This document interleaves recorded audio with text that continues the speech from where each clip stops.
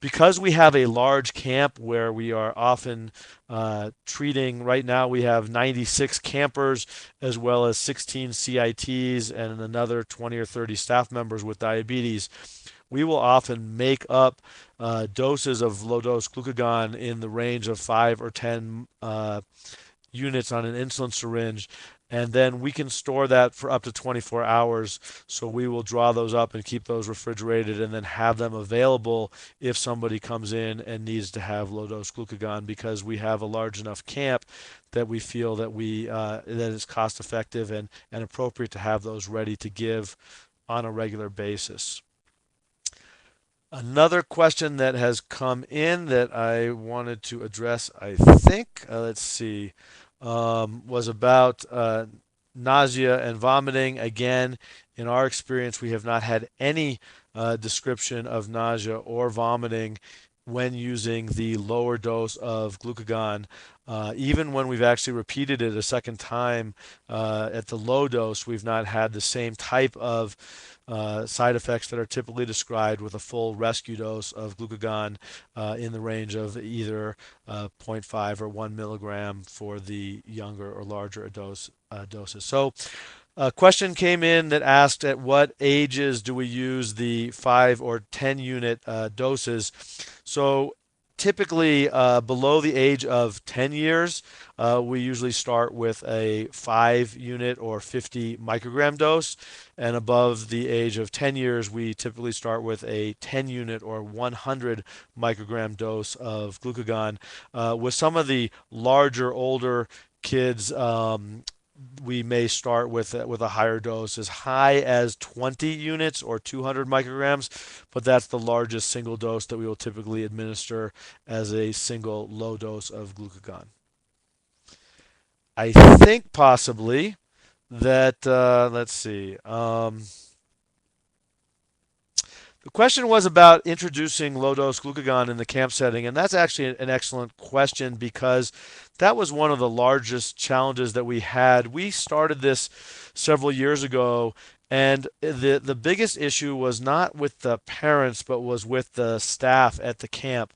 Many of the late teen and young adult staff members felt very concerned about the use of low dose glucagon in the camp setting. They felt very strongly that that glucagon should only be used in the rescue or emergent dose. They Some of the issues that they felt was that we were doing something that was not typically routinely done, although there have been multiple published reports of camps around the country and also around the world that have used low dose glucagon already. We are routinely using low dose glucagon in clinical practice. So this is not something that was new to many of us who were using low dose glucagon in practice. But people felt that we were just trying to rush through and raise blood sugars faster without any other demonstrable benefit. I think it's very important to point out that while that one of the benefits of using glucagon is a rapid rise in the blood sugar, the other benefits are not seeing the type of rebound hyperglycemia that we were seeing because of the slower rise in glucose.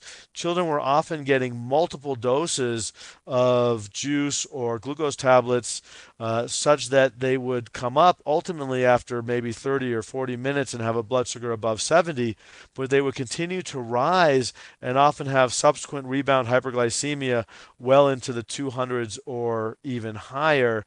We did not typically see that when using low dose glucagon.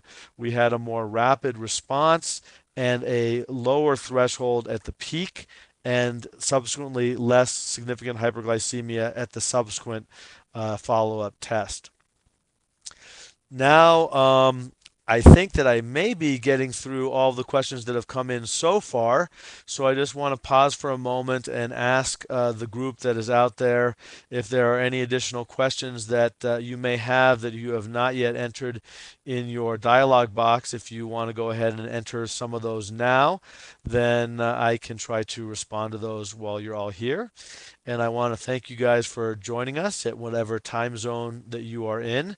It's approaching 5 o'clock here on the West Coast, and we still have a few more minutes before I will have to leave you to go and give the dinner time doses at our local camp.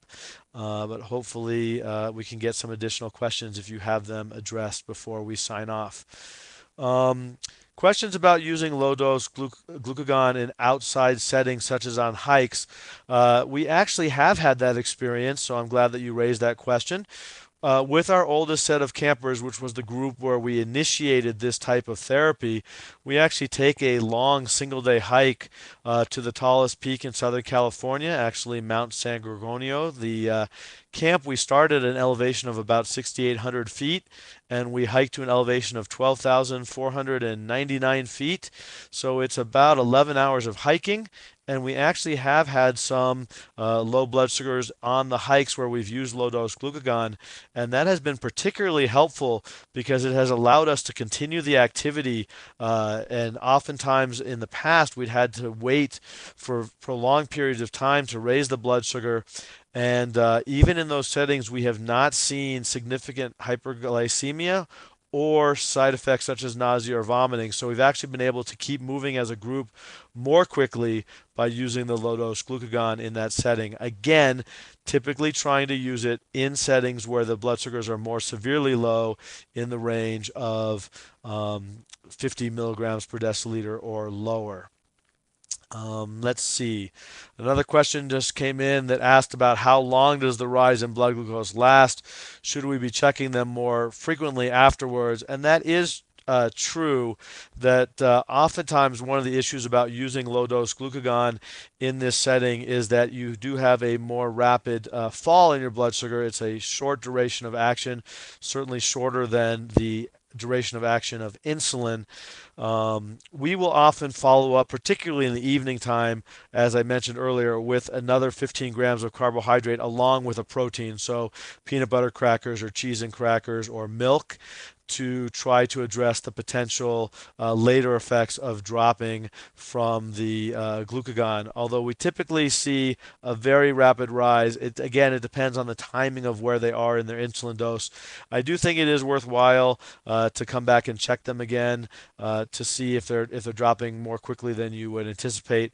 So we will often come back and check them again, certainly 15 minutes after the dose, and then another follow-up test that may be 30 to 60 minutes after that test to see where they are and what direction they're heading and at what rate.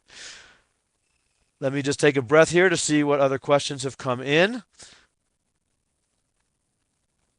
The question is, who gives the mini dose glucagon? That's typically all the glucagon that's administered at our camp is typically administered by licensed personnel, either licensed nurses or physicians who are knowledgeable in diabetes care. Although we train all of our staff at the beginning of every session in the use of in the administration of glucagon as well as insulin, as it is possible that they will find themselves to be the only person out on a hike or bike ride or some other short out of camp setting, although it's very uncommon that that situation would arise. Again, almost all of our staff, about 80% of our staff, also have type 1 diabetes. We're very fortunate to own and operate our own camp site, so we're not leasing or using another series of staff members that are not part of our routine program. So most of our staff members also have type 1 diabetes themselves and are very comfortable in the administration of glucagon if there was the need without a trained medical professional who was nearby. And just saw a question about any studies comparing glucose gels with low dose glucagon. I'm not aware of any specifically off the top of my head. That's a very good question. I will say that we have used glucose gels many times at camp as well and have found them to be similar to using glucose tablets or juice in the treatment of hypoglycemia, and have not seen necessarily a particularly more rapid rise or less need to repeat the dose when using gels as opposed to tablets or juice.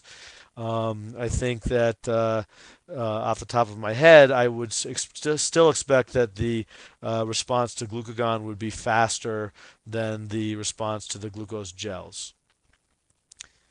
And a question again about concerns regarding depletion of stored glycogen from overuse. And absolutely, that is a theoretical risk. You do want to not completely deplete your glycogen stores so that you can still have the opportunity to have rescue dosing with the emergent dose of glucose. If theoretically you depleted your glycogen stores and were unable to respond to glucose, the next line, of course, would be to resort to intravenous administration of dextrose. We have not ever had that situation, and as I mentioned earlier, we have not used low-dose glucagon that I'm aware of more than twice in any camper during any session of our diabetes camps. I think that there were some people who joined late, so I just want to be sure that everyone's had a chance to have their questions addressed.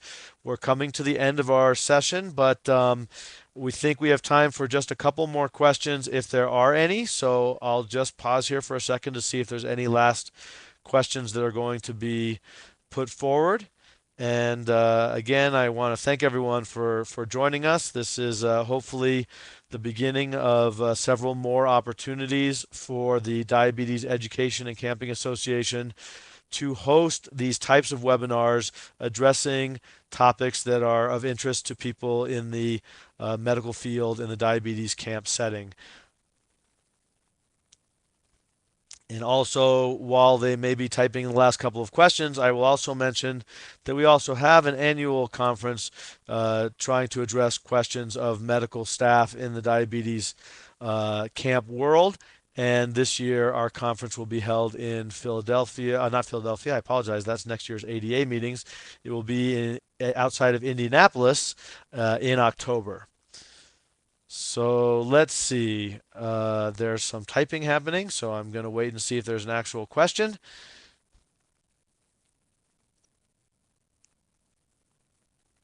If not, I will just thank everyone for coming and wish you all a successful camping season for the summer. Please feel free to contact us at any time through the Diabetes Education and Camping Association. You can forward questions to me individually or to other people in our network. And we all need to work together to try to make diabetes camping as safe and enjoyable for our wonderful campers as possible. Thank you for coming and have a nice evening. So, Dr. Kaiserman, thank you so much for answering all of these questions, and thank you to everybody out there for tuning in and asking them. This was DECA's first webinar, and we will be having them throughout the summer. The next one will be next month. We will have a new expert and a new topic and a new date and time, so we'll be sending out an email shortly with that information, so please tune into the next one. I'm sure it will be just as good as this one was. Now, next time, if you can't tune in or you don't have that specific time off, please come back to this portal and you can ask your questions there. And we will answer them during the webinar and then post it online afterwards so you'll be able to tune in and actually watch the whole thing. So thanks again, Dr. Kaiserman, for being with us and everybody out there for listening, and we will see you next time.